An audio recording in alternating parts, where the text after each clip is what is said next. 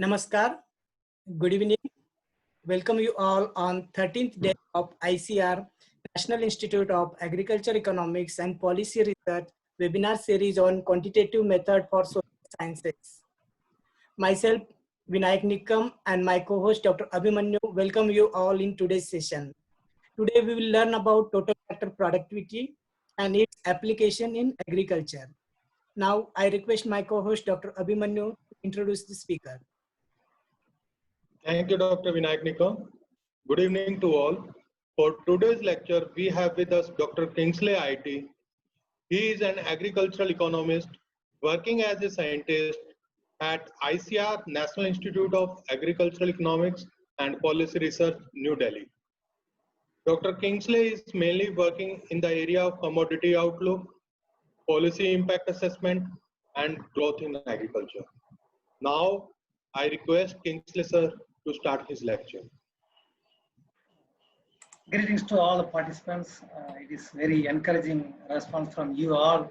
And you see, go through the Facebook comments and viewerships. Really, we are encouraged. At least we are something useful to you people. So today I want to share with you total factor productivity and its application in agriculture. Let me start with sharing.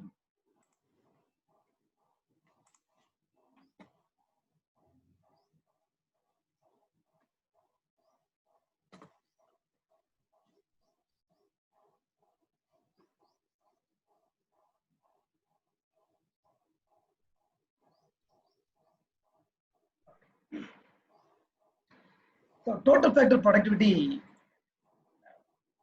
when I talk about total factor productivity, I think probably there would be many, there are many participants, you may not be knowing what is total factor productivity. Even if you know what is total factor productivity, what it is all about, you have to know. Then we will, once we know the basic concept of productivity, then we'll go by a little bit the interpretation of the total factor productivity or the insights on the models. Then we will have some small applications like a hands-on exercise. So this is the plan, so that you should not be discouraged. So you should be encouraged that you should use this tool, because the tool has such an importance that it tells you if you are the technology, maybe it is related to technology, or it is related to a industry, or it is related to a economy. So whether it is growing, that growth is sustainable or not. Mainly it is all about sustainability, this productivity concept. So let us start with a word, total factor productivity. It consists of a word productivity. Read, what is this productivity? Productivity, I think probably many of you know, I think all economists, everyone should know this, what is productivity. If I ask the question, you will simply say that it is an output and input. That's true. But when we talk about the productivity, there's a much application. See, it's an important measure of the state of economy at various levels, FAM, industry, sectoral, and macroeconomy. Not necessarily an industry or a FAM, it is about you also, whether you are productive or not. So how you see with your given input and output, that's how you see that. So it's just a basic productivity concept only. It is not a very different concept. It's a simple concept of productivity. So the productivity growth is probably the single most important indicator of economic health. You see it drives the real income, inflation, interest rate, profit, and share prices. All are related with productivity.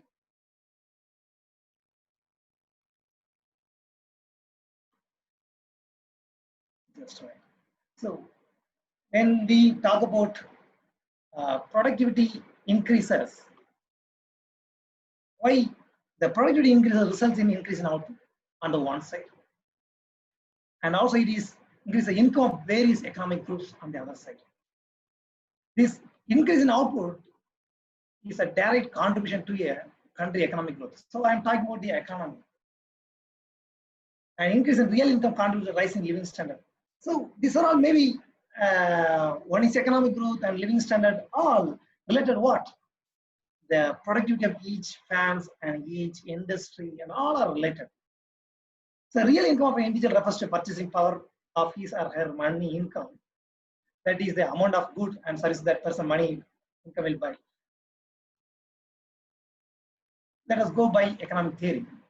According to economic theory, increase in productivity in an industry or a firm can affect the profit, prices, and labor compensation. We just see that why in the corona times, no, many people are going unemployed.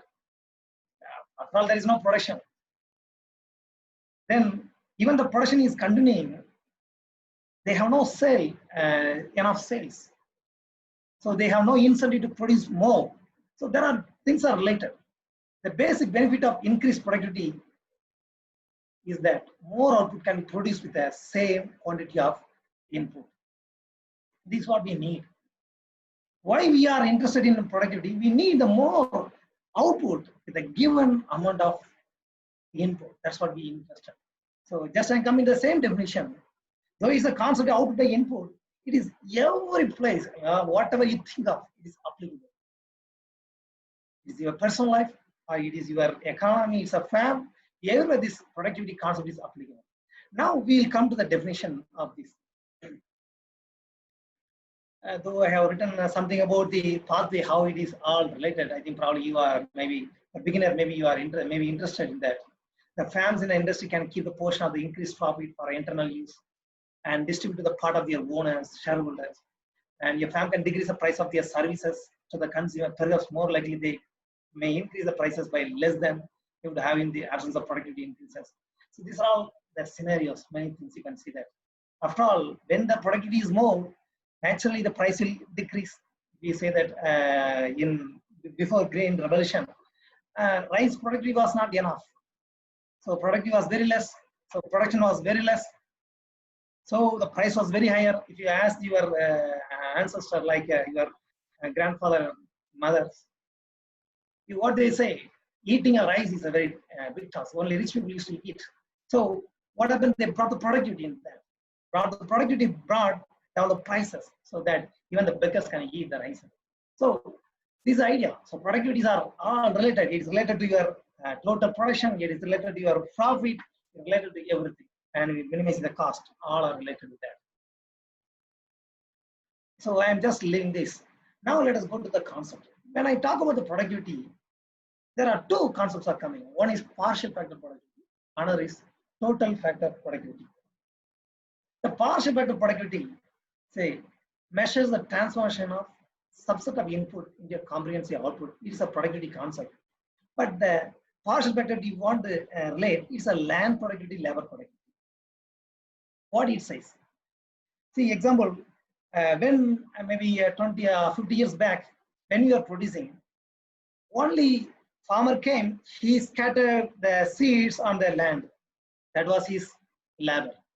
So it was always related with the land productivity, or it was related with labor productivity.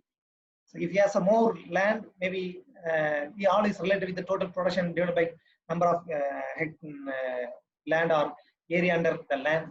So that's how we found out the land productivity. And you use only the labor, we got the labor productivity. So this concept is applicable when there is a one output and one input. That's what we are considering in this partial factor productivity. But in reality, we say that in recent times, your production depends upon only your labor, or only about your land, or only about the quality of seeds. So many things are coming. Fertilizer comes, insecticide comes, so many things comes inside. So there are many factors. Also, if you see that in a farm, it is not necessarily a crop. It is animal husbandry is there, milk production is there, meat production is there, fish production is there. So there will be many things. So outputs are many and inputs are many. Still, you want to measure the productivity means, then the concept applicability is total factor productivity. So what it says, it measures the transformation of all inputs into comprehensive output. It means all outputs. Just do that. So DFB measures the output per unit of combined inputs, and it is the overall production of efficiency of an industry sector of economy. I think probably the word may be a little confusing to you. It talks about national level. This all input economy means it's all outputs. all enterprises. So it means that it's all output. Basically, that's what I mean. So total factor productivity, when you talk about, it is it's similar to the productivity output by input, but the difference is that it's all outputs divided by all inputs. That's what the total factor productivity. So if you go still the definition, they use the word index of all output and index of all output and input. That's what they use it. Why the index word comes? I think probably I have, maybe next slide I'll show you that.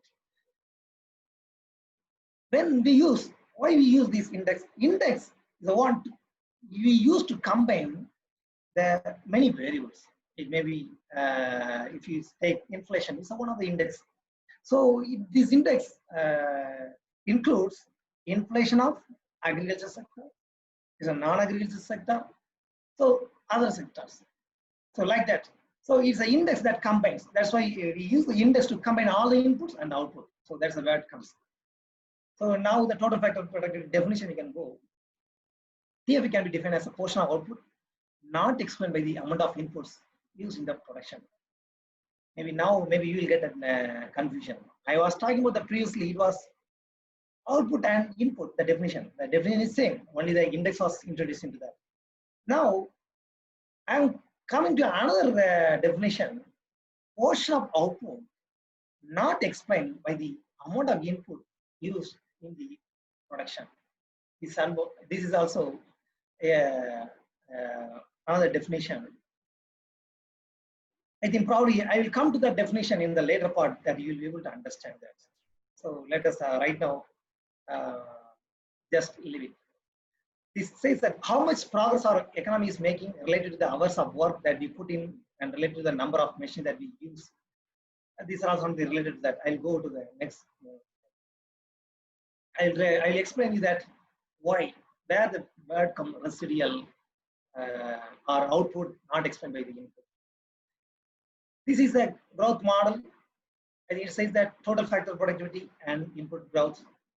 Then this total factor productivity influenced by there are many factors like research, extension, education, infrastructure, health, natural resources, and input growth, input prices, output prices, technology, institution. All many things are related. Maybe I can relate with you a graph. You see that I think probably you are maybe very much aware with this production function. Just I want to make you to think. When you talk about the production, there are two things are possible. One is intensification of the input. Say that in the Green Revolution, we have not only introduced the high yielding variety, but also we have increased the quantity of fertilizer application. I think probably gradually there's an intensification. So you are applying more, not as fertilizer, you are applying all the inputs. So it is a kind of a intensification. So output can be increased by applying more fertilizer or applying more seeds, like that. So it is intensification. So there's a one output, one source of output is intensification. Another source of output is like shifting your production function. That is bringing a new variety or a new technology that brings more production, like a high yielding variety. Previously it was, they have traditional varieties. They were yielding maybe half ton per hectare. Then we later introduced new high yielding varieties. They were bringing more output, 1 ton per hectare. Then after times, over the year, we have brought out new varieties. They were yielding 2 hectares per ton. I am talking about the paddy. So it is the way. So one source is the intensification, applying more inputs, like bringing more fertilizer, more seeds, like that. Another side, another source is bringing new variety. That is a shifting production functions. So if you read, I think probably I will explain this part.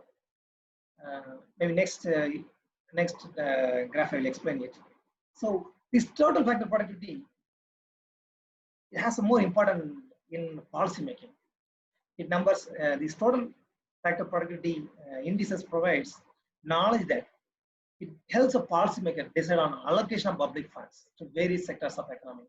We can relate with this total factor productivity with returns to research, like investment on particular variety or a particular crop. So it's a research investment on one side. Then you have the total factor productivity due to this investment. So you got total factor productivity and the research investment or research stock. So you can relate. So based on that, you can say that whether this research stock brought out any improvement in the total factor productivity, or basically to say, did it brought some output growth? That's what we are talking about. So there are many determinants are there. Factor affecting total factor productivity can also include changes in industry structure, like you say that market structure, mergers, all brings affect the total factor productivity. It's not necessarily a highly variety or research stock, but also what are the policy makers they do? Maybe a law, maybe like APMC Act, something like that. APMC infrastructure. You are changing the market infrastructure. Maybe you are bringing in the. If I talk about the industry, bringing like industry like Vodafone or other industry, they come together. They bring mergers, acquisitions. So all these things can be related. Complex interaction of a factor that include research and development, innovation, entrepreneurship, development of human capital through education, training, organizational change, industry restructuring, and resource allocation, scale and scope, all are related. These are all determinants. So one other way, it is related to policymaker, like agriculture policymaker, maybe R&D, maybe innovation, maybe bringing entrepreneurships, extension, all are related to this. So incentive provided by bringing competition, like world trade, opening up the trade. This is also related to total factor productivity, openness of trade and investment. So all are related to that. Now let us see that what are the concepts, or what are the measurement approaches are there. Basically, three approaches are there: parametric and non-parametric and accounting or index approach. So basically, index approach is using the indices, and we also will do one hands-on exercise on this. Also, it has non-parametric approach.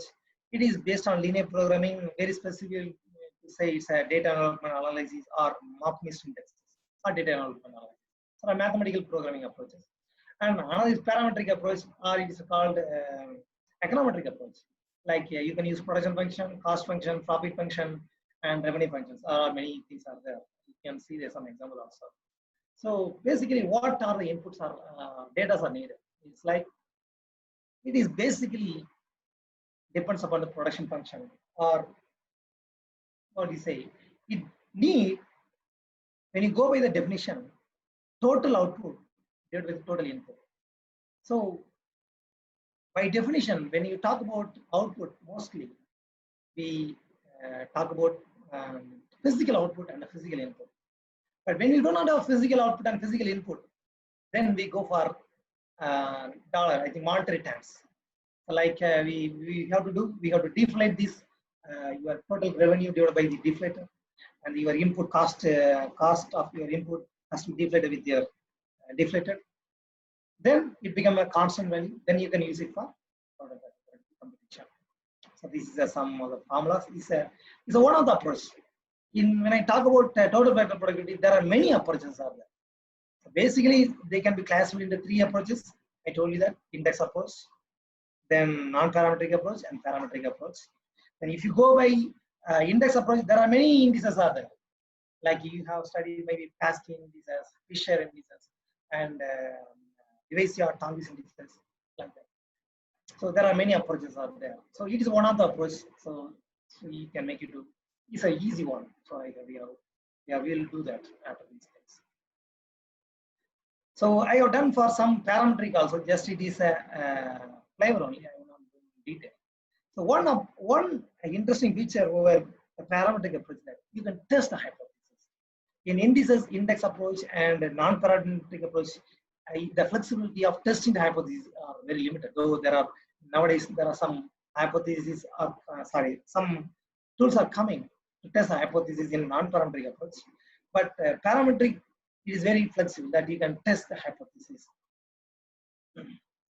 So some of the example I'll show you. like this. When you talk about the production function, whether just I want to remind you here, before that stochastic frontier comes, then our production function always treated as the regression equation, what we estimate in your real life, your academic life. It's always thought as that is the frontier, production frontier. So there is no assumption of inefficiency. All the production, all the fans are efficient. So your technological change was treated as total factor productivity. But when we brought out the stochastic frontier production function, it takes into account of inefficiency in your production function. So it brings us production frontier. So in that case, your total factor productivity, not only technical change, but also efficiency changes. So like that. So these are the two components in total factor productivity. So this is all based upon a simple regression, just assuming that all the fans are efficient. That's the meaning that. So these are all the some hypotheses you can test that. These are all not needed right now, but some if you want to test the hypothesis, it is possible with these parametric approaches. Okay. So just I am leaving it here. It's a stochastic frontier approach. It's a parametric approach. So here also you can use using this production function, you can estimate the total factor productivity. So the formulas are given. So just I'm stopping here. I will explain now the little bit detail into the production function.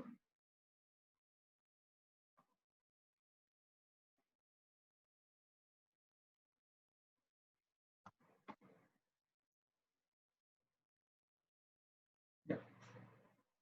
I think probably you understood this. What is productivity and partial factor productivity?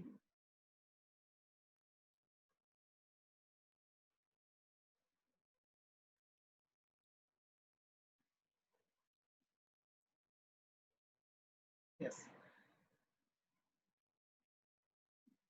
Now here, let me explain by graphically how the output comes. One output is, I think I told you that if you see the graph, it is, you see that we have two levels of input, x0 and x1. So if you see that with the local technology or the traditional technology, this was your output. With the introduction of new technology, your output has increased from y0 to c. The same level, I think probably you can take it as he says, farmer is a small farmer. He did not apply enough input so that he can apply the production. He can reach the maximum output. He's a small farmer, so he's less than optimal. He's applying. So in that sense, if you see that his output gain is equal to y0 to c. Similarly, if he also intensified if you see the x1 from x0 to x1, he applied the input. He increased the level of input application. So with the new technology, the output increased to d, that is equal to y1. You see that the gain is c to y1.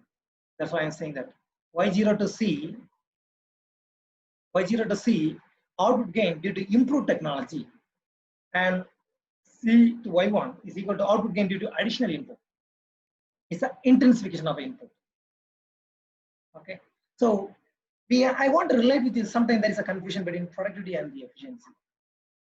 So you know what is productivity? Efficiency also almost the formula is same, but I like you see that output, the input, or you have to see this way.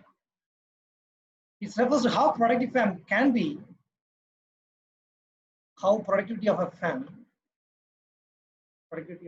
can be increased. I think probably I have not written. You say that. Refers to how productivity of a fan can be increased given fewest input and price of input and technology available. So this is what efficiency. So it says that it is all about comparison with your neighboring fans. It says that how productivity of a fan can be increased given the fewest input, what are the input you have, with a given input, how much your productivity can be increased. Something like that. With the endowment, maybe the opportunities available with you, how you can perform best. That's what he talks about efficiency. It is a relation with the optimum firm or related with your neighboring firm. So when you talk about efficiency, is a comparison.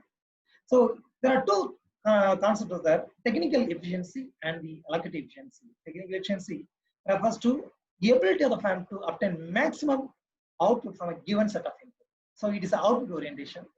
Similarly, allocative efficiency, it is when you talk about technical efficiency, it is only about the physical output and the physical input. It doesn't relate with your prices or technology. Allocative efficiency refers to the ability of firm to use the input in optimal proportion given their respective prices and technology. So it is something like that.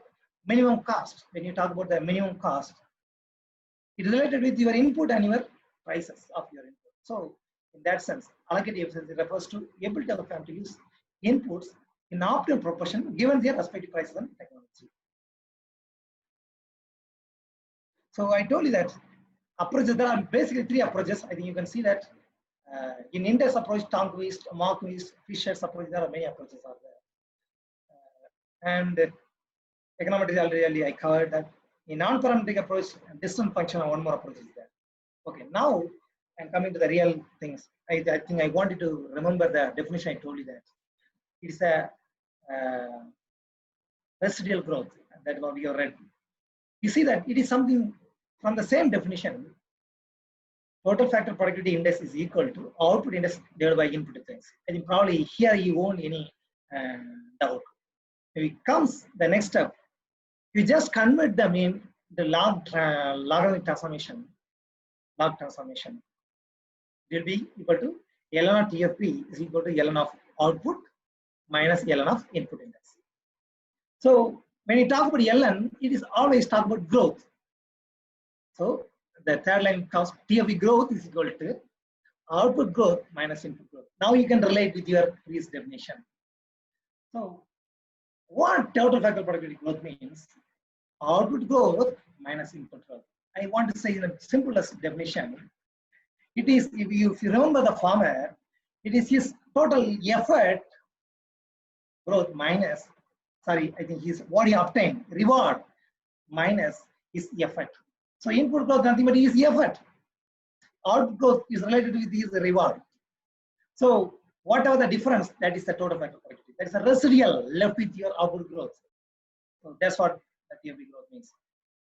So before going to the application, I want to give you some insight on why I want to relate with the total factor productivity is equal to output growth minus input growth.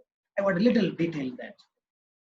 See, it is a production function, neoclassical production function. That means that order's production function y equal to function of A, K, and L. I think K, I think you can understand that it's a capital. L means labor. A indicates the index of technological change. See, if you just convert them into, actually the basic idea is that you just need to relate. I want to convert this formula into a growth formula. Growth in output and growth in input. That's our basic idea. So further I'm doing that. First I'm trying to find out and differentiating the output with respect to time. So nothing but dou f by dou A and dou f divided by dou T. So like that I'm writing the equation. It's not easy. It's not a big thing. So just I have written the second equation is equal to, it's just like a marginal factor, marginal productivity. So marginal factor productivity, marginal productivity of your A and marginal productivity of your K and marginal productivity of your labor. Then I'm just dividing by the whole equation by Y. So just do that. So you just all you relate this equation, at last comes the final equation, that is this equation, right? In terms of growth, output growth is equal to technical change, or we call it a technical change, plus growth rate of capital times of its share alpha, plus labor growth times of its share of labor. I think 1 minus alpha is, I think it's a elasticity. So elasticity is equal to your share, cost share, and your production share. So Here you see that input grows always multiplied by respective shares. So I'm reading that write up. This equation tells us that growth rate of output is equal to the rate of technical change plus growth rate of capital and labor by the respective shares of input. It's an idea. The same definition we are coming into that. So the definition says that total factor of productivity growth is equal to output growth minus input growth. So we are here saying that this output growth, if you just decompose the output growth, there are three things are there. One is technological change, or is output comes out of technological change. Another is input growth, nothing but your intensification of the input. Okay, just I am rewriting the equation. Total is a technological change or is equal to total factor productivity is equal to output growth minus sum of growth rate of capital and labor. So the same definition I coming. Output growth minus input growth. Only thing is that what I'm saying that additionally input growth weighed by your share. That's what you have to remember that. So the concept is very clear. So what do you mean total factor productivity? Total factor productivity or and technical progress is always mean that just I'm going to this equation. Or your output growth is equal to technical change plus your input growth. So output function comes from two sources mainly. One is technological change, another is your input intensification. So you just revert the equation, it comes that total factor productivity growth is equal to output growth minus sum of growth rate of capital and labor weighed by its respective share. That's all. This is how you need to understand that. So now what I made it clear that when I talk about the output growth, two parts are there. One part is technical change, another is input intensification. Input intensification comes from a farmer, and technical change comes from, it may be a economy or a economy of government, like a policy. It may be a God, maybe a good distribution of rainfall. It may be good due to good soil and good physical endowment. So many things are related, maybe a policy or maybe a marketing infrastructure. So many things. So I just put a word, total factor productivity. But it consists of many things. It may be R&D. So you cannot specifically say it is due to R&D. It is due to a God factor like a good distribution of rainfall, or it may be due to maybe a policy-oriented things. So we cannot say it's a combined all things. Only we can say from the output we can remove the effort of the farmer. From the reward of the farmer, we just remove the effort of the farmer. So that was what is residual growth. The residual growth nothing but your technological change. So technological change, what you understood that output growth, some parties technology changes that is unaccounted effort of the farmer.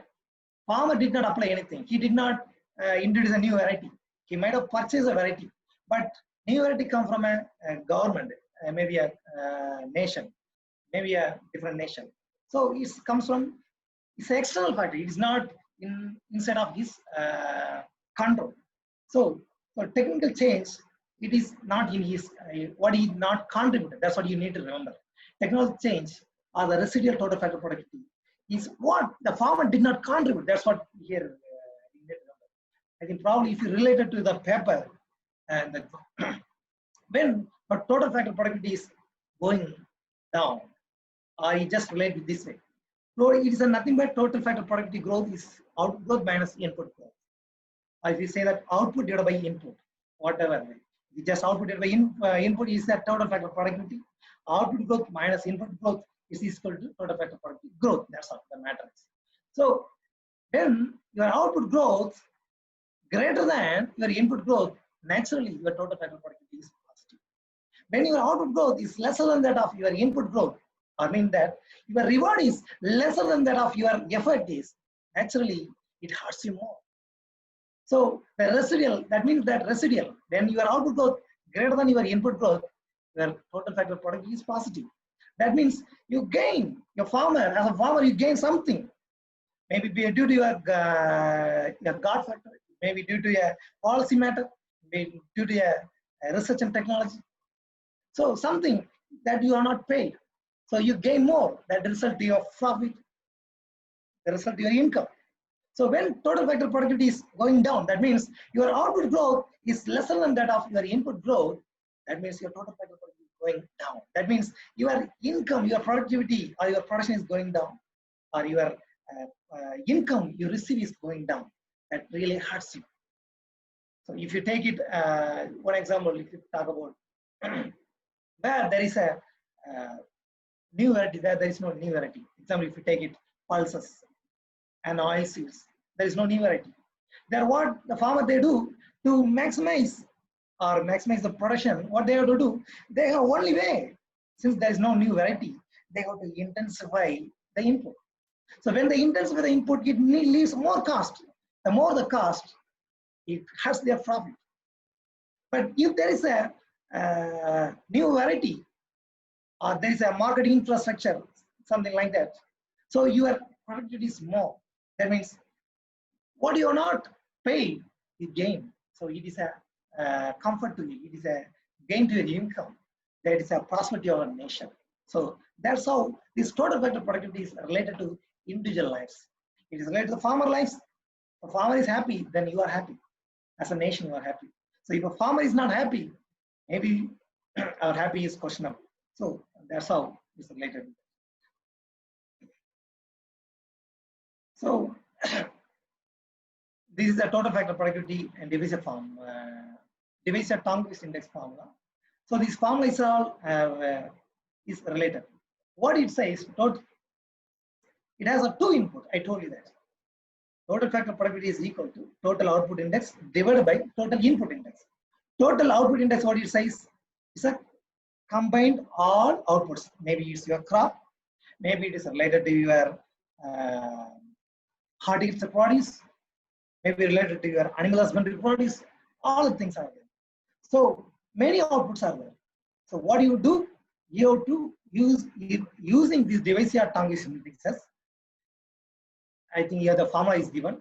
What it says that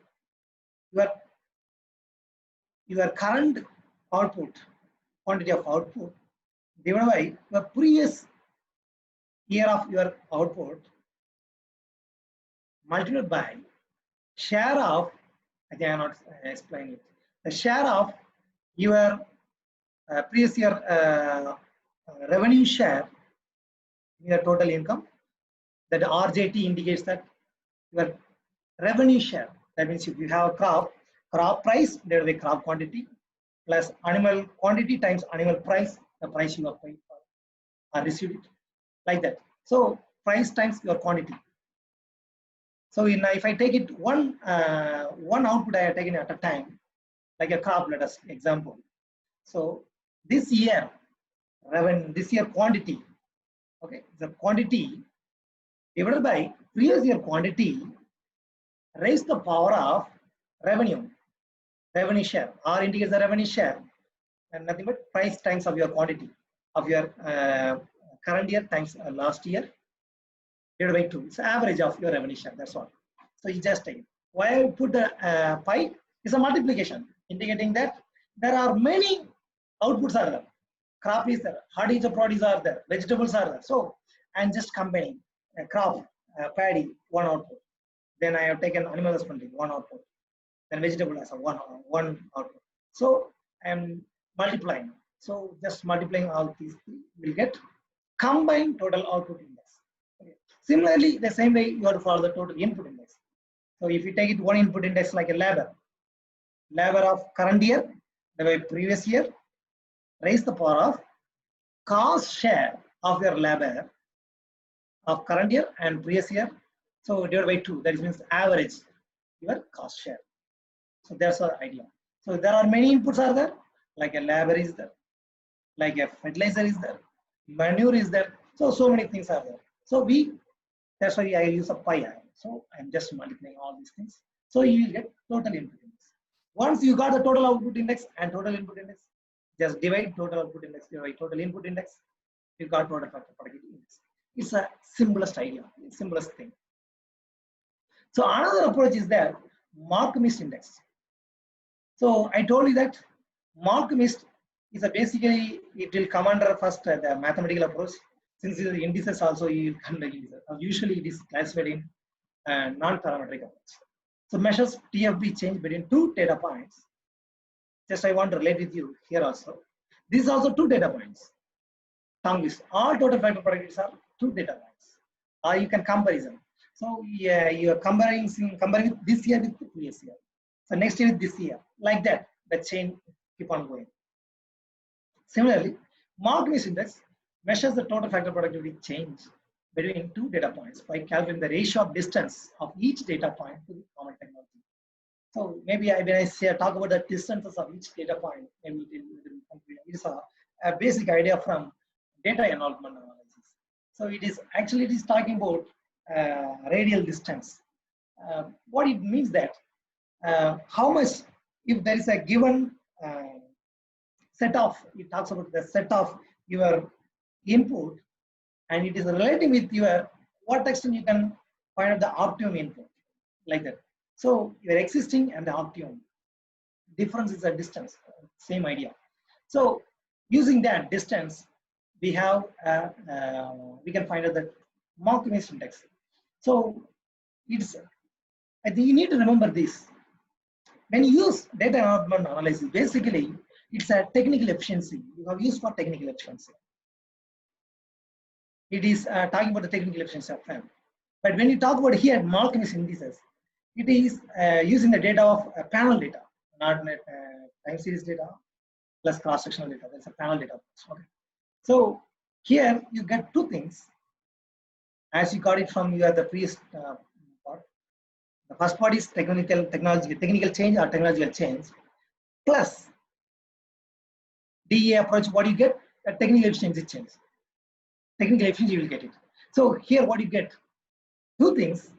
Total factor productivity change is equal to technological change plus technical efficiency change. So it combines two things.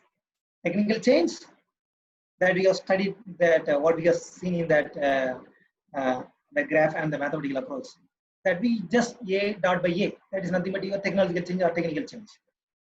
Besides, what you get from your Mark-Mist index is technical efficiency change. How much your efficiency over the year changes. So these two products decides your total factor productivity change.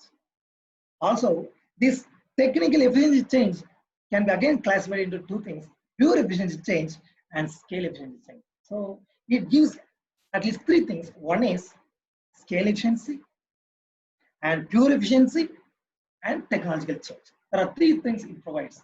So if you want to decompose your output growth, or if you want to decompose your reward into three things: efficiency, pure efficiency, scale efficiency, and your technological change. So technological change, nothing, it is related with your yield, a shift in your production function.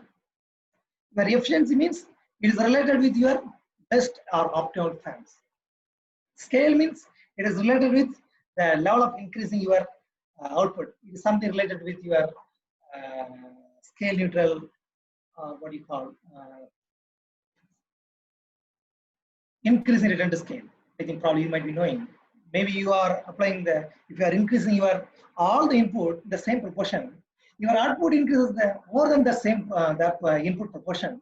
We call it increase in return to scale. In that case, there is a efficiency.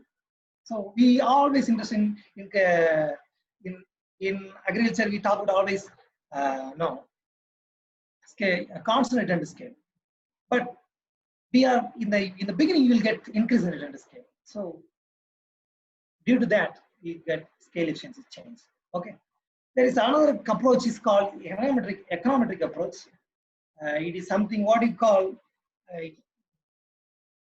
in the first mathematics you have seen that the A, I think just Y you divided by all the inputs, you will get only that intercept A0. So this A0 was something related to total factor productivity. Now I have just converted into this A0 indicate the total factor productivity. sometimes what happens, people can specifically, explicitly, they can introduce a technological change, like introduce a time trend. So then now comes exponential of lambda, that you can do that. Then other input like capital and lambda. So just I'm rewriting in a regression form. Ln y is equal to ln of a0 plus alpha times of natural log of x and beta times of natural log of L and lambda times t. So this t indicates what? It's a time trend. So you are just like you are estimating the Cavadal's production function. With that one variable you are introducing, there's a time trend. So if you introduce that, so that is your technological change. This lambda indicates technology change. The one problem with the Cavadal's production function is that you will have only one point. So total factor productivity, if you meet, like we just assume that all the firms are working give a perfectly efficient condition, fully efficient, then where lambda indicates total factor productivity of all technology change of all the firms. It's the average, because if you have a data points, have 100 data points, 100 samples, you will have only one results. So only one total factor productivity. So it is indicated for the industry level. So the same thing you can introduce to translog also, like this. It is a stochastic frontier approach. It's not only it includes inefficiency of the firm. So indicated by UIT. UIT. The VIT indicates nothing but related to the error time. So it is something like that. It's just like a quadratic time. You can see the technical efficiency formula given, efficiency change and change formula, all are written. Same idea I'm extending to that. Okay. So now I am coming to the practical part.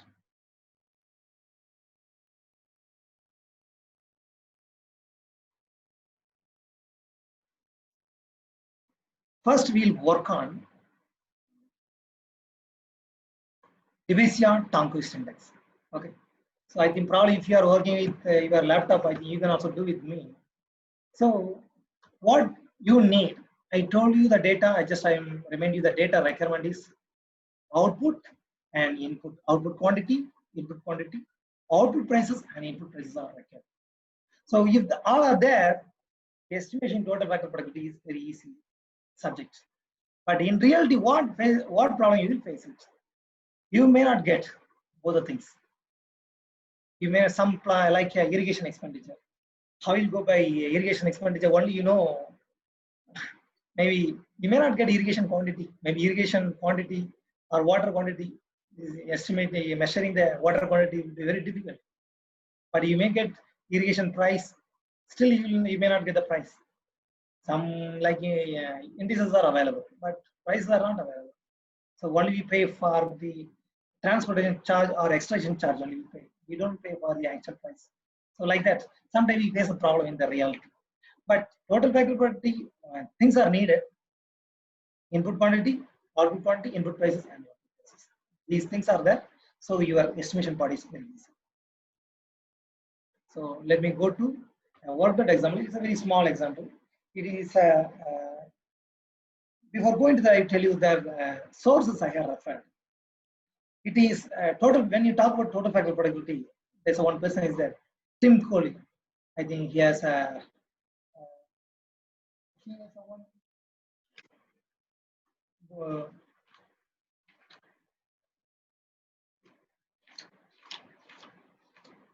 Yeah, productivity center. I think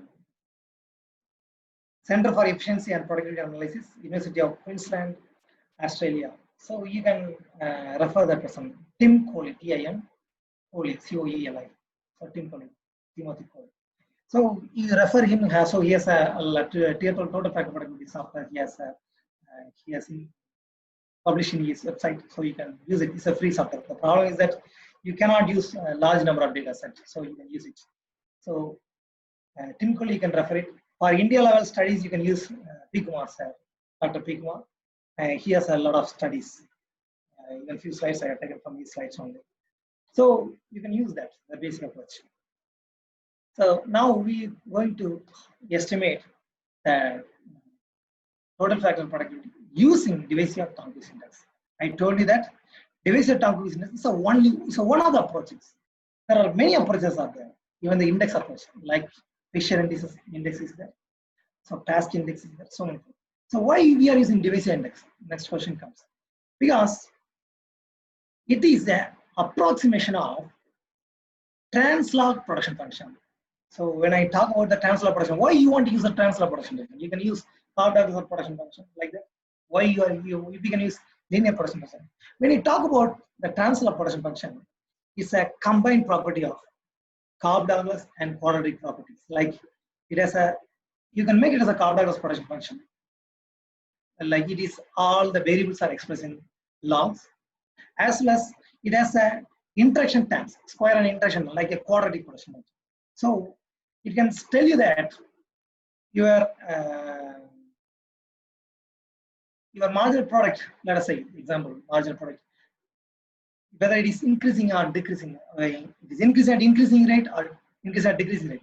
Those rate of changes you can measure. But in the case of Cobb-Douglas, you cannot do that. So only you can find out the marginal productivity from your elasticity you can find out. But you cannot say your marginal productivity is whether it is increasing or decreasing. You cannot say. So those things, if you want to answer those questions, like if you want to say, my technology change is increasing at increasing rate or increasing at decreasing rate, those rate of change, if you want to measure, you need to introduce the second order functions called your total factor productivity or quadratic production function. So this divisive Tonkins index is an approximation of translog production function. Similarly, if you use the Fisher index, it's an approximation of Fisher's quadratic production function. So it is almost equivalent to estimating your total factor, estimating your production function using translog specification and estimating your technology change. So it's equal to that. But it is at index approach, no need to estimate, no need to give any production function specification. You just put all the inputs and estimate it, you get the output. So it is easy. So just I will introduce you here. These are my data. Okay. Let me copy and paste it into the next sheet so that you can understand what I'm doing.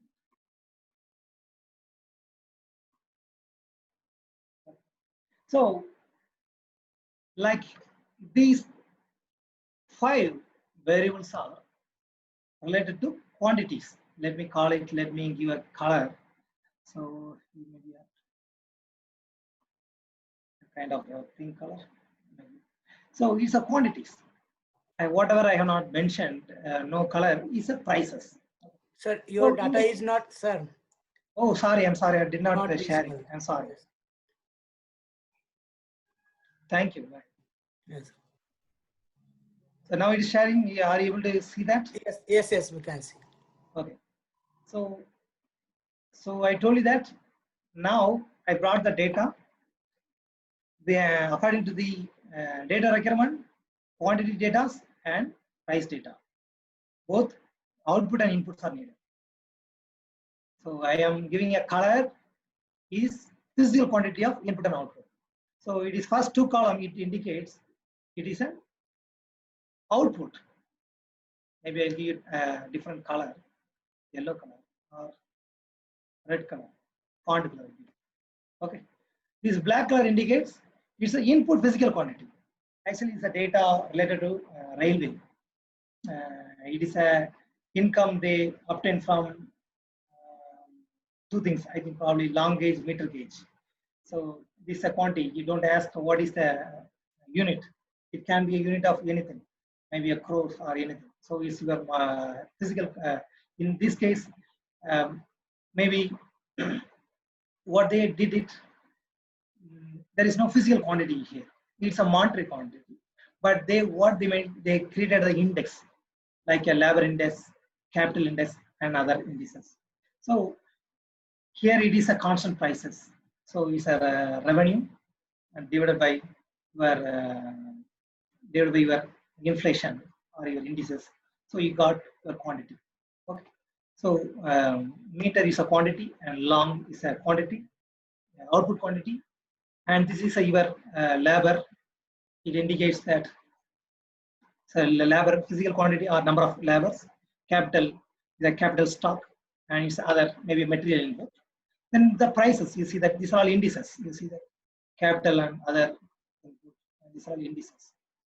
And similarly, this is prices of output.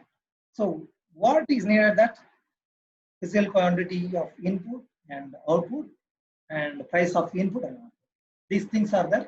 You can do it, divisive total factor. All total factor productivity you can do that. But the real problem is, I told you the earlier, it is somewhere we may not get the physical quantity or the prices. So we need to alternative or indirect approach. That's the idea. Okay. Now we got these things. Let us go back to our, there's a problem. You just remain. When I showed the formula, Dirichlet-Tangl index formula, first formula was total output index. Another is total input index. Let us go by total output index. It is a pi was indicating it's a multiplication of all the variables. So it's a many outputs. Here we have two outputs are there. So this output quantity, the output ratio, I told you that current year output quantity divided by previous year output quantity, raise the power of revenue share of your respective output, revenue share. That's what you have, revenue average revenue share. That's what we have seen in our formula. So what we need that now, first we need the share, the revenue share. How we'll find out the revenue share of each output? So let us say that revenue share, let me call it revenue share, revenue.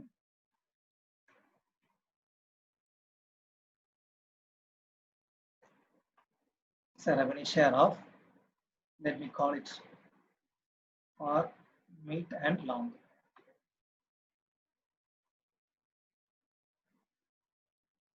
Okay.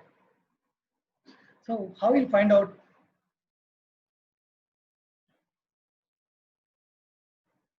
Yeah, I think I revise my statement.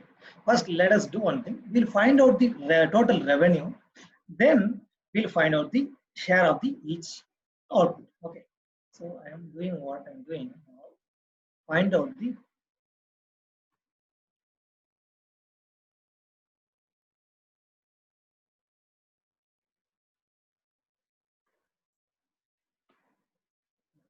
let us find out the revenue.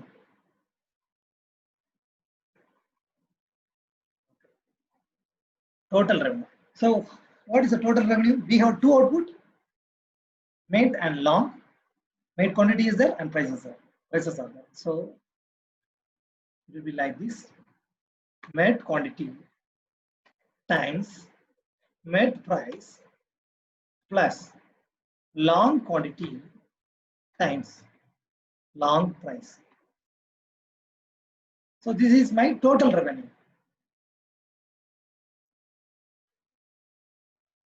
Okay. Similarly, we'll find out the cost also.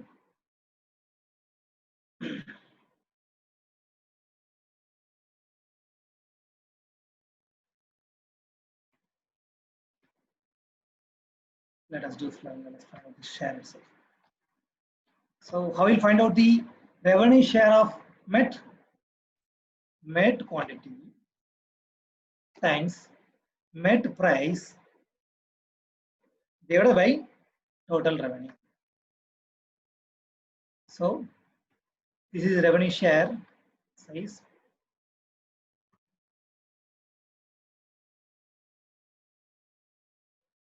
Okay.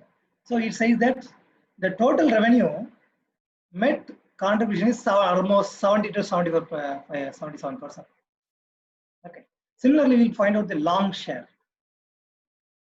So formula is long quantity, long revenue, long price divided by total share.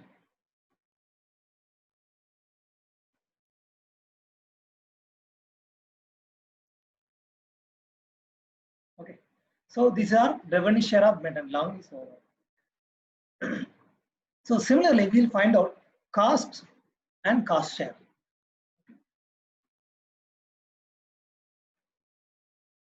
Cost, all the costs.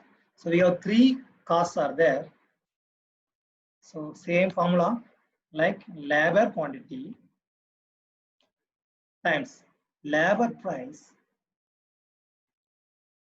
plus capital quantity times capital price plus other quantity times other price.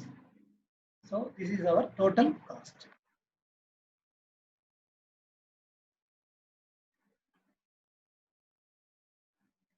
Okay. Now we'll find out cost share of three inputs. They are lab, capital.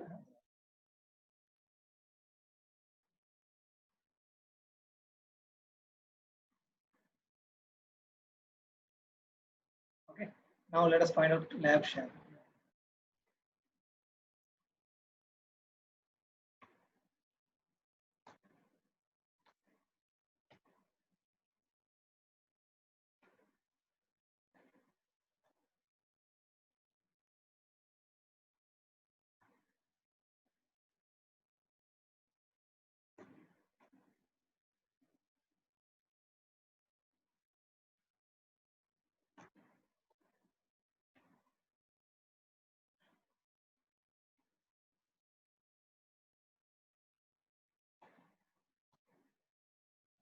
Okay.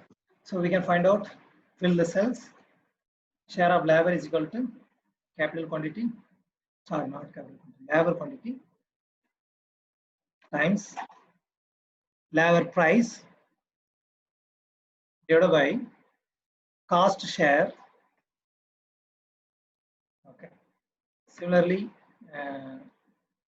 capital share we can find out capital quantity times capital price divided by cost.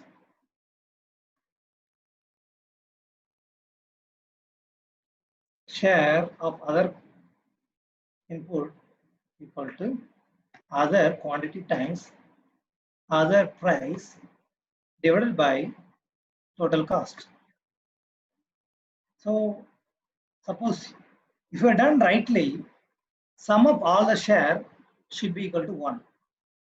So if I put it sum, just sum, you select it, highlight it, you will get the panel whether it is sum 1 or not. You will be able to see that. It is 1 here. So for me it is correct. Similarly, revenue share also. So it is 1. So it is a way of verification. So I am dragging it.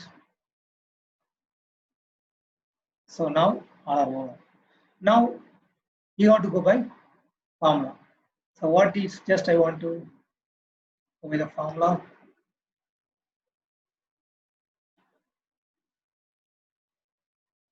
I think.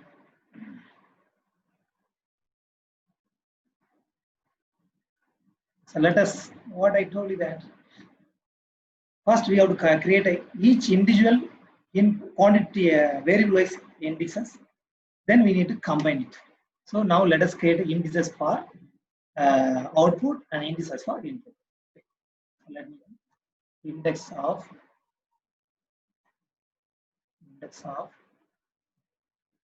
met.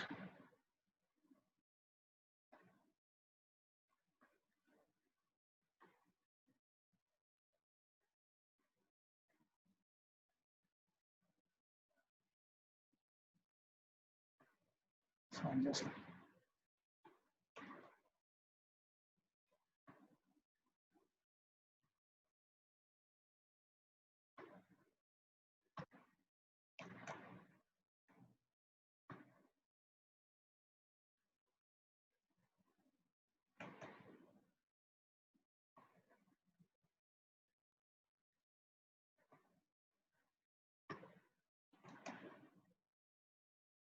okay. So now we'll create indices. How we'll create indices? Just use the formula. So what the formula said? Current quantity, that is what is our current year quantity, is 75 divided by previous year quantity of, no, I'm making mistake. Okay, current quantity of met divided by previous year quantity of met, okay, then raise the power of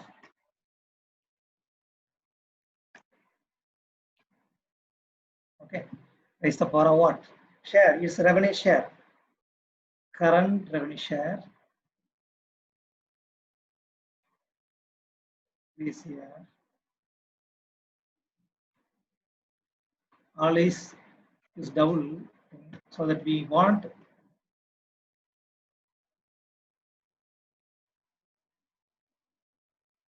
average share. Only we need only average share. Okay, so let's come.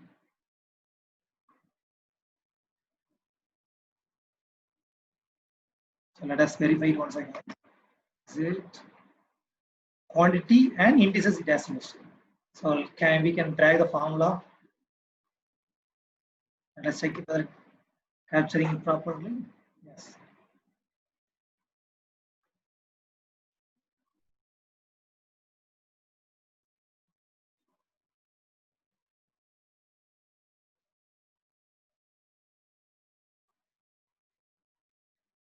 So it is not working. So let us do once again. Let us do that formula. Input current year quantity divided by previous year quantity.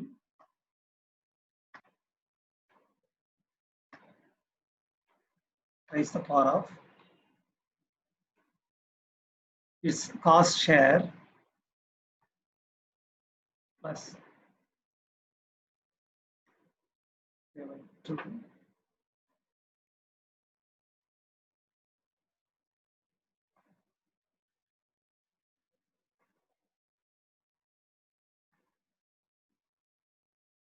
Let me check it, verify it.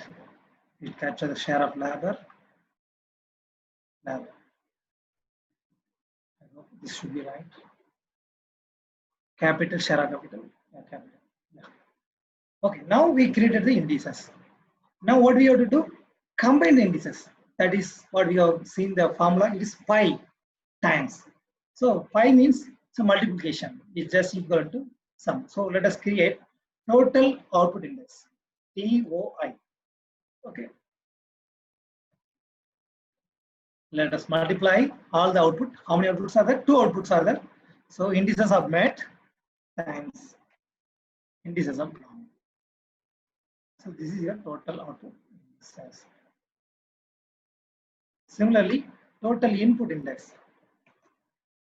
So what you need to do? You multiply all the inputs. So all the inputs, 3 inputs are there. So indices of capital, indices of labor times indices of capital times indices of other. Okay. So this is your indexes. Now we got total output index and total input index. So now we can find out total factor productivity indices. TF2 is equal to total output divided by total input.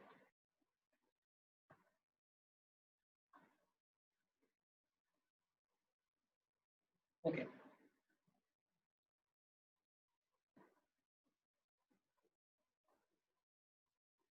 Okay. So now what it says that, see, all our total factor productivities are lesser than 1. So if all, we assume that all are correct, then what do you say that our total factor productivity is lesser than 1. It means that output is lesser than that of input. Another way, our output growth is lesser than that of input growth. That means it is not sustainable. It costs the firms very much. Their effort is more, but reward is less. If it is greater than 1, that means when we can say in agriculture terms, it's sustainability. When we say it's sustainable, your output growth or your output is greater than that of your input. Your output growth is greater than that of your input growth. That means it should be greater than 1. So if it is less than 1, it is unsustainable. If it is greater than 1, it is sustainable. So If it is 1 is equal to indifference, you are neither you are gaining or you are losing. Your output proportion is equal to your input proportion. So we expect this total factor productivity should be greater than 1. That means the farmer or the farm are sustainable. Their output or their reward is lesser than of their effort. That's the simplest thing to say. Okay, this is what we say.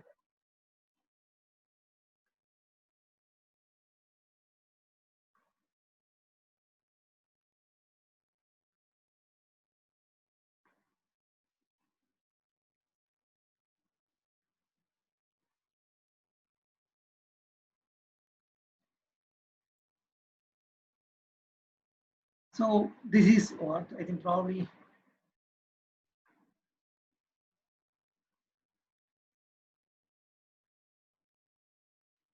Okay. So this is how you have to do. Maybe I could have done, I could have somewhere missed the cells in Excel. But idea is same, the formula is same. Now we'll go to another approach, a small approach. Next easiest thing you can do that.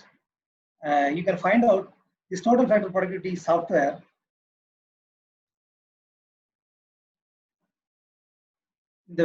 He has one software called DEA. It is to estimate Markowitz indices. I just want to remind you this. Device index, what we estimated, it's a time series data. Here we are not anything, we are not using any panel data. Okay, so it is all about something it is related to this total factor productivity is equal to technological progress or technological change alone. Here you are not included any technical efficiency. But if you want to study anything about technical efficiency component in a total factor productivity, then you have to go for panel data. Because technical efficiency only you can estimate from your cross-sectional data. So both technical change plus technical efficiency change can be estimated only in panel data. It's not in time series data. So this Markowitz index approach, what you have seen that it is basically DEA approach, DEA based approach. So I'm not going to show by any Excel. It's a very big process. Estimation Excel is a big, maybe many days it will take. So we can do it by ready-made software is available. So I'm using it for you. Okay, this software, first let me show you the data. So I told you it's a panel data. Can you see that there are 5 FAMs are there? FAM 1 to 5, FAM 1 to 5, FAM 1 to 5. That means they are here. 3 years of observations. Year 1, year 2, year 3. Okay. So correspondingly, we have the output and the input. So it was output 1, say input 2. So like that. So corresponding output and inputs are available. So you need this data. What do you need? Suppose your input, many inputs are there. You just output followed by the input you have to keep.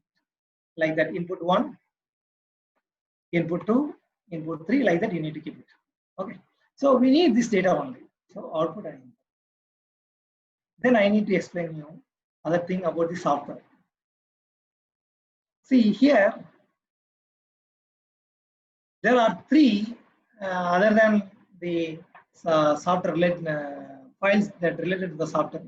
There are 3 files that we use for using the data and writing the code and getting the results. So these are 3 files like DTA, EG4, DTA, example for DTA, and like IRS is inscription, like a code, it's out, it's a your output. So let me show you this. This is the output.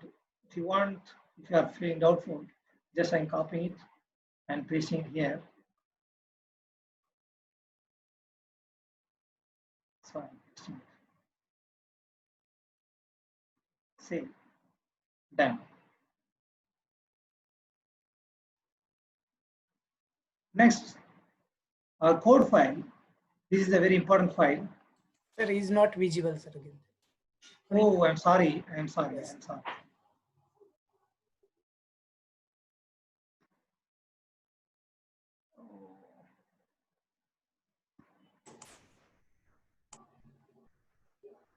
Yeah, let me show you first. My the Excel sheet so that I Excel sheet I'll show you. Okay. So is it visible now? Excel sheet is visible, sir. Okay. So Excel sheet is visible now. Now I'll go to the data file. Okay. I'll go to data file. This is our data file EG4 DTA. I think probably I will show you now. New share.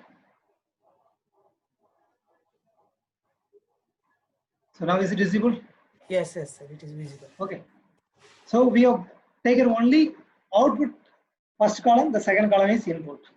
So you can see that. So I'm closing again. I'm going to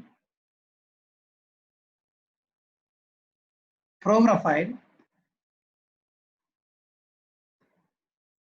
So it contains the code. So it shows that what is the data file I used should be. This is my Excel. Sorry, this is my data file, text file. Similarly, the output file I want. Let me put EG output. Okay. So how many number of frames? 5. Number of period? 3 years. Number of output? Only one output. Number of input? Only one input. So you want input oriented or output oriented? So I want only output oriented. So we want to estimate under the assumption of constant data scale or various variable data scale. So I'm saying that 0 means constant data scale. So you want which integers? It's a DA or cos DA or Markowitz DA. So many things are there. You can see, download, you can do all these options. So I'm saying that Markowitz is DA. Okay. So this is the code. Now let me show you the file. Whether I can I can share it or not, I don't know. Not yet shared, sir. To share screen. Yeah, share. Yeah, it is there.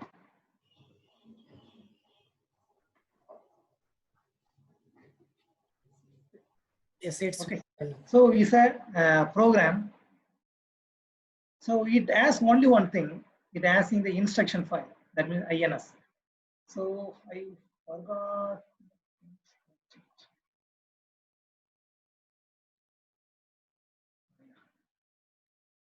My file name is EG or hyphen INS dot txt. Okay. Okay. So it created output. I think probably you may not be able to see. Let me see that. Again, you share your screen, sir, so that it will be. Yeah. Just one. My folder, whether it is visible or not. My folder is visible now? Yes, it is visible. Yeah. So I told you that it's a DA software. There is a application is there. Then there is a PDF file is there. You can read it. Similarly, you can. I told you that there are 3 files that are related to our analysis. One is the data file DTA, EG4, example 4, DTA file, and it is an instruction file. INS is an instruction file. It's an out file. So you see that just now the output was created 518. Just I'll show the screen. This output created. So you see that let us go to the total factor productivity. Markowitz index approach. I told you that it gives 4 kind of columns. First is it gives you total factor productivity change. That means it is not giving a total factor productivity. It's giving in the log form. You want a total factor productivity. What you need to do? You need to find out exponential. You need to take the exponential of this one. So you will get what is the total factor productivity. So it comes from 2 things. One is efficiency change. I just this efficiency change and technological change. I told you that. This, if you multiply this efficiency change and technology change, you will get total factor productivity change. I told you, just let you just remember. I told you total factor productivity comes from 2 sources mainly. technological change and technical efficiency change. That's what we are saying. But it is not limited. You can go to many things. The one of the limitation of Solo's model was that it is only taking into only input and output. Input, output grows mainly due to your intensification, maybe the policy and all things. Besides, your quality of your input, like a human capital, that also increases your output. So there are so many things are included, like a scale. So here, what we have seen mainly, total factor productivity is mainly a function of efficiency change and technological change. That's the first component. This efficiency change, again, you can classify into one, pure efficiency change.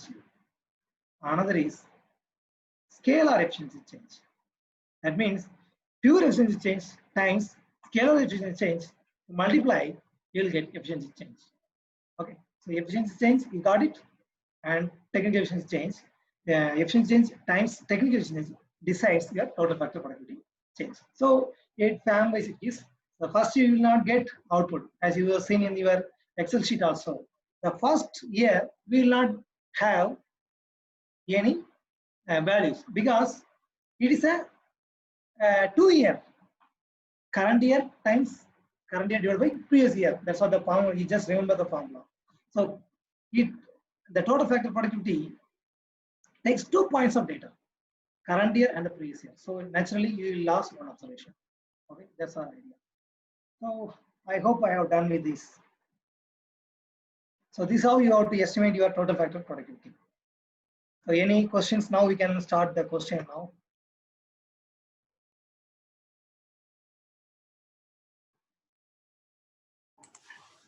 Sir, it's complete now.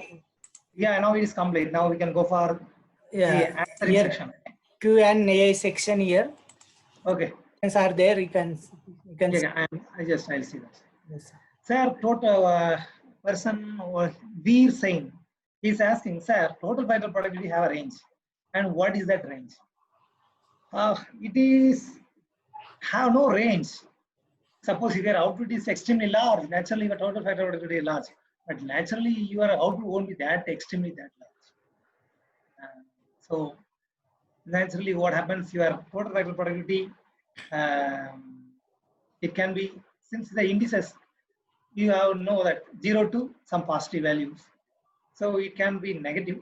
So if it is less than 1, it says that your output is growth, your output is less than that of your input. Or your output growth is less than that of your input growth. So you have to see that. Okay. So it has you can see that your total factor productivity never will go beyond 5. I never seen in literature beyond 5, lesser than the 0. So it's some idea you can get. So I have answered that question. Second person is asking Jaya Jayanti. It seems that we can use Divisya or Tongues index for 2 output case, that 2 for times series data, which is the index to estimate your single output case. You can use the same approach. What is the problem? If there's the same approach, there is no need to use the indices. You just use that if it is available in quantity, output data by your input, that is directly gives you your total value. So I think Jaya Jayanti question is answered. Then can we use DA for total factor productivity analysis? No, you cannot use DA, but DA kind of based analysis you can use it. Vidya Vadi, I think that is over. Now, Sandeep Thakur is asking how to interpret the results of marketing indexes as many changes such as efficiency and scale. The same approach. It's all indices. You can convert in them into percentage. That's all. You can convert into the percentage just like you multiply into 100. That will tell you in relation with your if it is marketing index gives output for all the firms. Okay, year wise it gives. So in the year, how much efficiency change compared to a perfect firm, or means the efficient firm. Here it is based on DA. DA means it's an optimal firms. So you need to you are always relative with your optimal firms. Okay. Then do you, anonymous attendee, I missed it. Do we have a multiple or divide efficiency to technical change? What is the divide efficiency? I have not understood what he is asking. Then, which software, Jyotiba Umbar, which software is used for estimating TFP? See, TFP is, you can, if you understood the concept, this concept is very easy. There is one concept I told you that Tim Kohli, you just see that Tim Kohli's website. I told you that you just go, you'll get a lot of material. He's a good person. He means very, this total factor product is the right person. Globally, he's the right person. You can see his website, you will get a lot of material. He has a lot of software also, so you can use that. So one Dr. Sandeep Thakre, he's asking the question, sir, how many years of data on cost of condition is used for TFP? Minimum it needs 2 points of data. There is no limit on how many years of data, but there's an interpretation problem. See, you cannot always relate with your pre-green revolution. If you want to some cases it needs, then you can use it. But if you want to relate, always better to have the recent one, maybe less than 10 years. So there are cases maybe if you want to relate is 970, then you need to have that many observations. But you don't know that comparison, you have used only some observations. So then Ganga Devi is asking, sir, why we use two revenue like a met and long? I told you that we have two output and three inputs. So naturally you have to use revenue from the met and revenue from the long. So revenue from met plus revenue, actually you are meaning that revenue share. So we are combining the total revenue. We are always interested into total output, not the one output. So because our fans produce two output with three inputs. If your fan is one output and many input, you use only one output. In my fan, in my case, your fan is producing two output and three inputs. Okay, so I am using two revenue. I am using that. So Ganga Devi answer is answered. Dr. Sandeep Thakre is asking, sir, for calculating total output index, we can use current prices. Then there is a chance of inflation. How to nullify the effect of inflation? You need to deflate. You need to deflate. We have the deflating indexes out there. We just using the deflating indexes.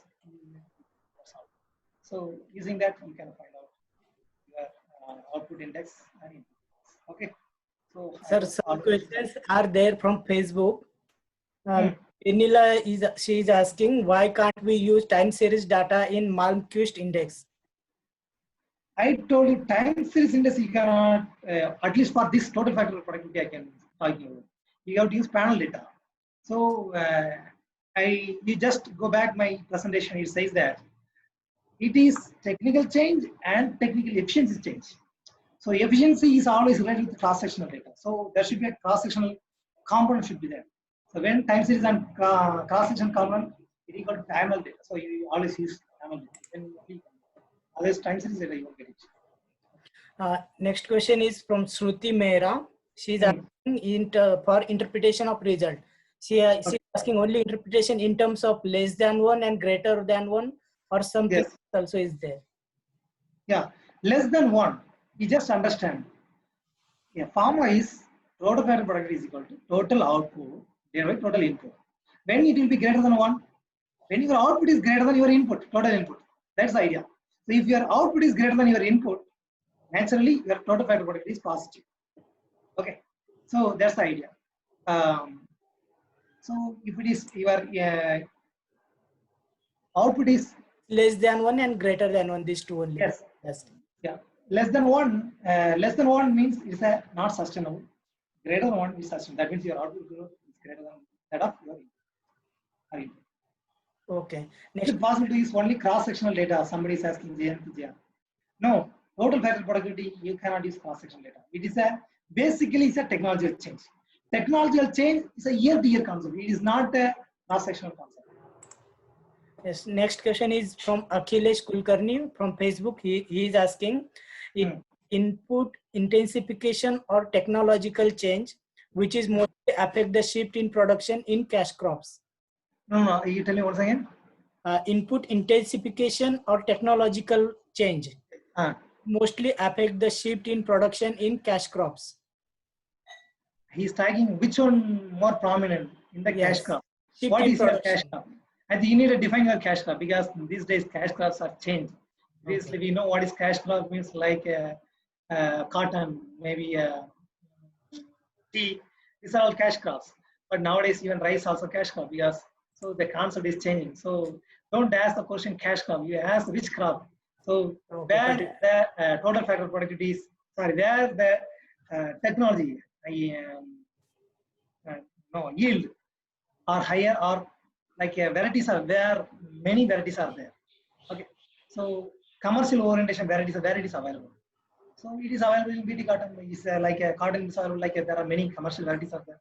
Like in rice, there are many varieties are there. So these are all commercial crops. You can another way to say that. So suppose where the varieties are there, where the one technical products are there.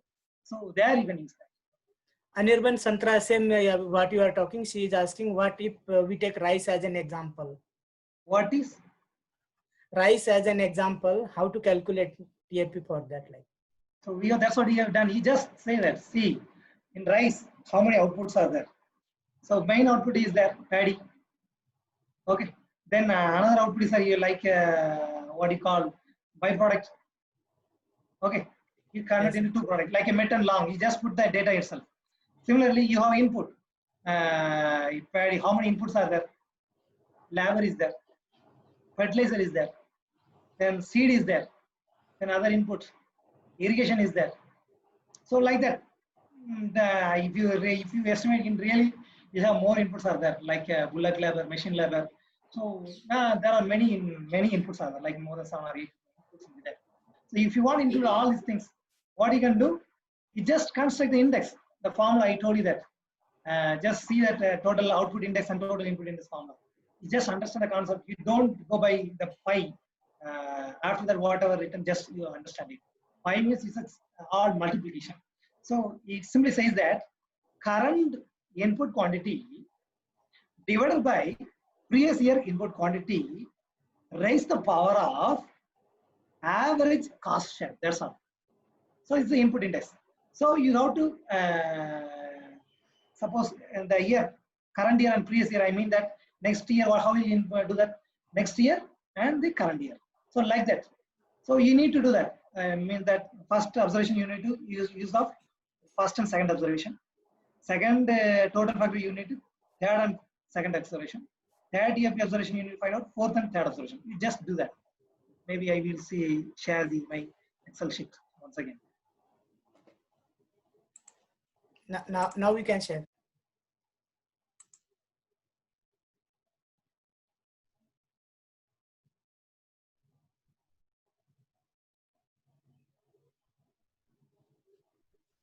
Sorry, not this sheet. Yeah, this sheet is visible. Yes, yes. Okay, see that.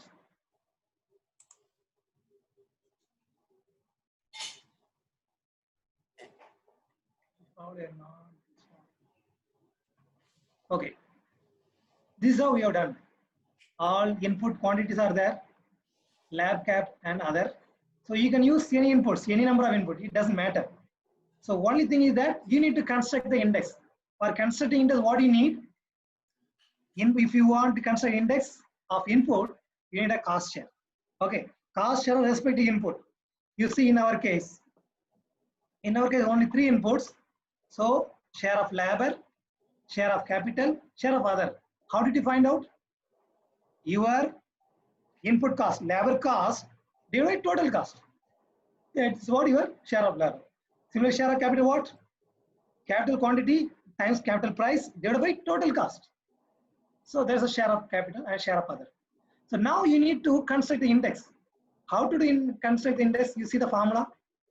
So first observation left it because it's a 2 observation. So first you can naturally calculate. It starts from second observation. So second observation from second and first observation. So I'm just clicking, you see the formula. What you say? C4 divided by C3. What is C4 and C3? C4 is my labor quantity of current year divided by labor quantity of the previous year. That is mean my third row. Okay, that means 166 divided by 145. Okay, then it has to be raised to the average share. What is your cost share of labor? It is here 0.347 plus 0.361 summit divided by 2. So it's average cost share. So you should raise to the your quantity index. That's all, quantity. So it is what that's all. So each input you are considering indices. Once you consider the indices, what you are doing, you see what I did? I multiplied labor indices, capital indices, and other input indices. So you get total output. So similarly, you total input indices. Similarly, you get total output indices. Total output indices, total input indices. So now you take the ratio of total output indices divided by total input indices. You'll get total factor. Okay. So if you convert into them in log, like say ln ty. So nothing but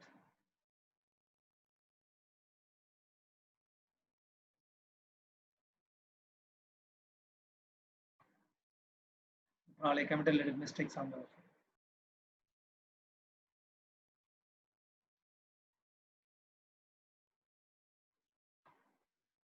Okay.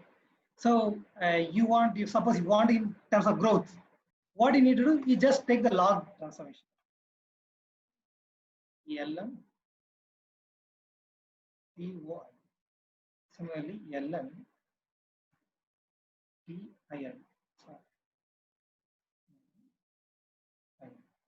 So you take natural log. ln of ty. So yeah, see. So this is total output growth, or TOI means when you talk about log, it is a growth. So output growth divided by input growth. Here output growth is negative, input growth is positive. So like that you can compare. Okay. Any doubt, Vinay? Hello. Yes. I think some most of the questions we have covered. Almost all questions we can say. Now we can stop here. Dr. Okay. You can on your video. Thank you. Thank you. Thank you very much, Dr. Kingsley, sir, for teaching the total factor productivity in simple way and showing it practically also. Sir, it's indeed always pleasure for participant to listen to you. We have observed this in many training programs conducted by us also. Now also we are getting very good response from both Zoom and Facebook platform that we are using for this lecture today. We are really grateful to you for today's session. Thank you very much, sir. Thank you. Thank you, everybody. Thank you. Bye. Bye. And dear participants, tomorrow, that is on 16th June at 4 p.m., there would be a webinar on agriculture during COVID-19 economic package and reforms by Dr. Suresh Pal, Director, National Institute of Agriculture Economics and Policy Research, New Delhi. Again, very important topic during the current situation under COVID-19 pandemic. Kindly don't miss it. Once again, thank you very much for active participation and learning. We will meet tomorrow. Till then, goodbye from me and my co-host, Dr. Abhimanyu. Thank you very much.